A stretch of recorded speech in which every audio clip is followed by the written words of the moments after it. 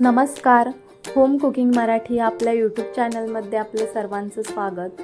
आज आपण पाहतोय स्ट्रॉबेरी मिल्कशेक. अगदी घरच्या घरी कमीत कमी साहित्यांमध्ये पटकन अशी ही रेसिपी बनते. आणि इथे मी 8-10 स्ट्रॉबेरीज घेतल्यात आणि छान स्वच्छ धुवून पुसून घेतल्यात आणि आपण आता कट करून घेऊयात आणि मिक्सरच्या भांड्यात घालून घेणार आहोत.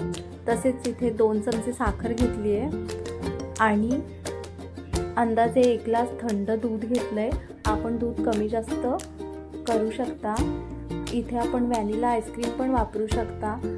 व्हॅनिला आईस्क्रीम वापरत असाल तर तुम्ही साखर नाही घातली तरी चालेल. छान मिक्सरमधून फिरून घेऊयात.